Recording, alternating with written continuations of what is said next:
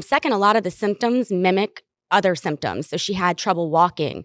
They thought it was from growth spurts. She never spoke. They thought it was because I babied her. So, these other symptoms throughout the years start to all of a sudden combine, and you realize you have something really wrong. At one point, they wanted to diagnose her with ADHD and give her psychotropic medication. She was 2 years old. I think that these harsh psychiatric medications being prescribed to children that age, it's common sense to know there's something off with that. But never would we have really envisioned that there was just a huge thing in the center of her brain. And she had those symptoms from birth? She did. She never slept, never. And so people, always when maybe you have postpartum depression or maybe, you're over-exaggerating, I would tell people that this kid never slept. And I think that my complaint of her not sleeping is what led to them wanting to diagnose her with ADHD and treat her with psychiatric medication.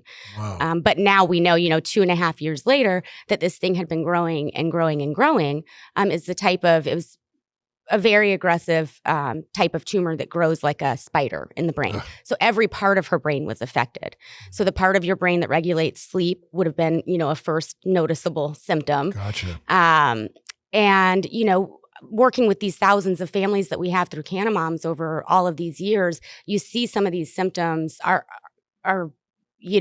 just like common colds. Kids are diagnosed with leukemia going in thinking they have a cold to the emergency room. My daughter showed flu-like symptoms. She started vomiting.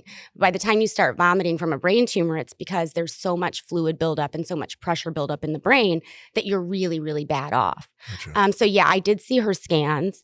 They had a team of 9 really, really well-credentialed neurologists, neurosurgeons, neuroscientists come in and meet me in the middle of the night, actually the night she was diagnosed, because they didn't expect her to make it through the night. And so they all looked at the scans. They discussed with me the situation and basically said, she is going to die without treatment, but she's very likely to die from the treatment also. Gotcha. And so there's no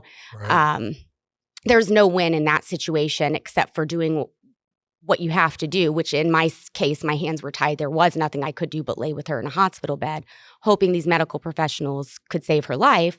And they did.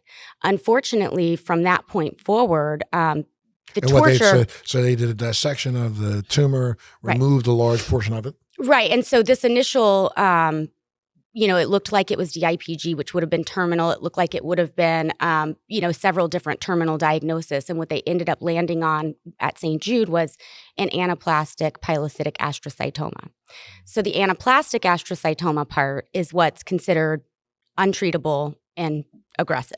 Okay. So we were going to treat the aggressive part of her mixed tumor first.